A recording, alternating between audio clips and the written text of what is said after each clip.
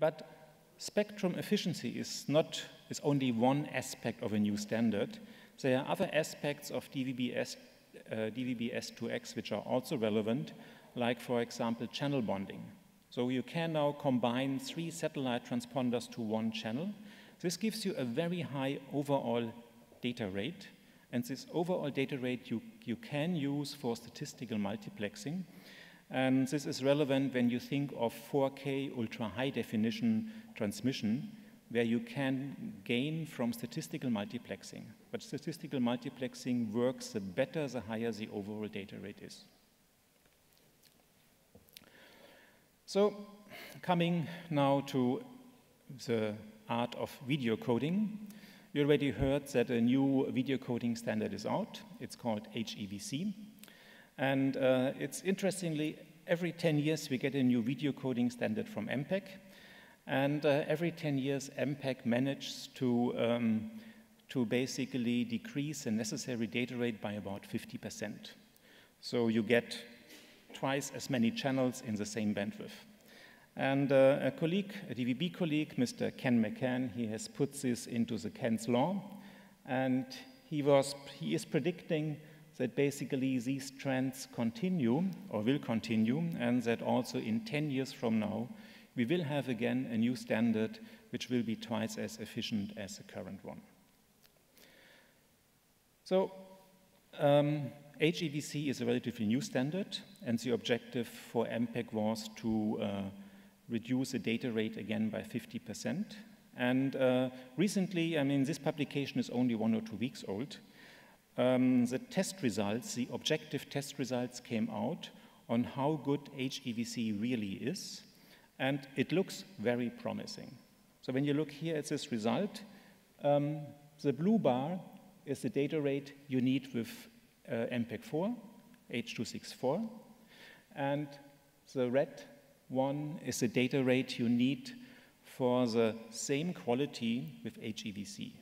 And basically for all different resolutions examined, from 480p, which is standard definition, down to 100, down to Ultra HD. Basically, the performance improvement when going from H.264 to H.265 HEVC is at least, you need only half the data rate. It's very promising, and I think that's a major milestone for the industry, and this will lead the path to new applications like ultra-high definition and more efficient use of broadcast channel. And just one word, I mean, I'm from Germany, and of course also in Germany we have a terrestrial platform, and as I learned from the discussions here in this room before, we also have discussions about the future of the terrestrial platform in Germany. And recently there was the official decision that the terrestrial platform in Germany will continue. Our current platform is established since many years, so it's based on DVB-T and MPEG-2. And we have decided to go now to DVB-T2 in combination with HEVC. And we will choose in Germany a set of parameters which also allows mobile and portable reception. So we have a quite robust transmission. So we sacrifice data rate for robustness. And I think that's one of the big unique selling points of the terrestrial platform. It can offer mobile and portable reception, and neither satellite nor cable can do this. And there's another important unique selling point of terrestrial. It's very easy for the user. He does not have to pay a cable operator to be connected. He does not have to set up a satellite antenna on the roof. If you choose the right parameters, you have robust indoor reception with a small antenna, and then you have television in all the rooms you want to have. And that's the path Germany will continue. And I assume that by 2016, 2017, this will start in Germany. So for me, representing DVB, that's marvelous news, because I like all my platforms, satellite, cable, and terrestrial. It's like when you're a father and you have children, you like all your children, and you want that your children are doing good and prosper. The HEVC comes from MPEG. So what is DVB doing with it? So basically, the MPEG standards have a wide range of options, resolutions, for example, frame sizes. We make a down selection of the options to be supported for digital broadcast, and we have done this just last week at the last technical module last week in Geneva, and we decided for what the digital receivers have to support. This is, of course, an important message for the chipset industry, because the chipset industry knows now which chipsets to develop. And it's also an important message for the broadcasters, because the broadcasters can rely that the configurations which I show here will be supported by the receivers. And we did this also for ultra-high definition receivers, because we are committed to also support with our specifications ultra-high definition. So we also provide the necessary specification for this important application.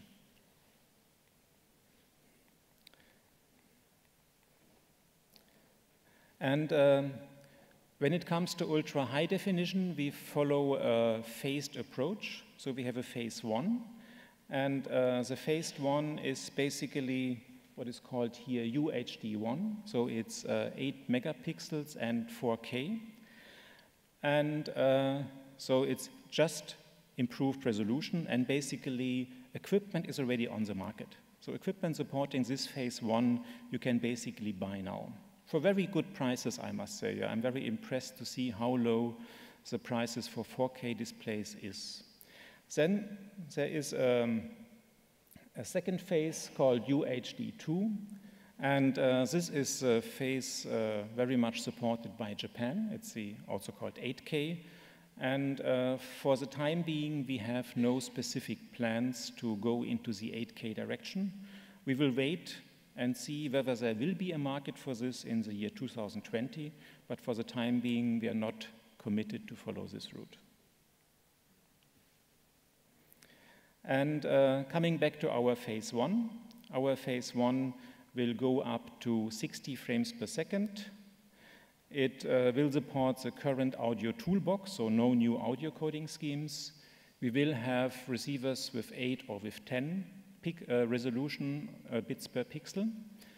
And the color space will be the current color space. So basically it's higher resolution, but nothing else is changed. And then in the phase 2, which you see here, we go for higher frame rates, because measurements have shown that the frame rate is quite important on how well a picture is received by the audience. We will also go for more advanced audio schemes. So in the next 2-3 years, we will look into audio again. And there are new developments coming from MPEG and also from companies like Dolby, and we will look into these new audio schemes and extend our current audio coding toolbox.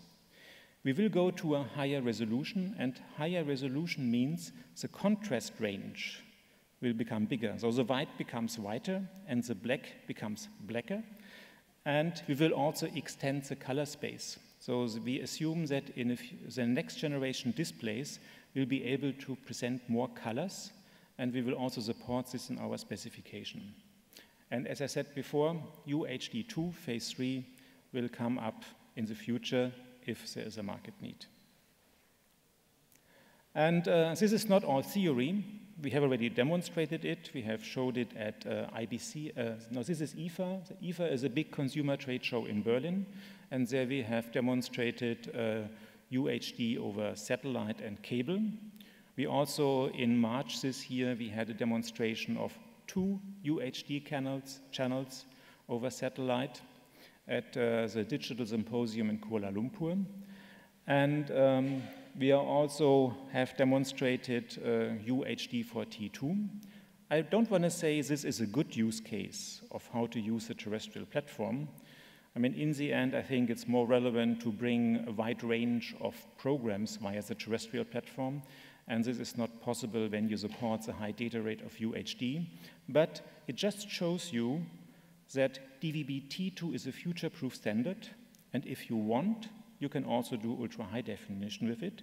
And basically here, to really show the flexibility, I combined in one 8 megahertz channel ultra high definition and mobile.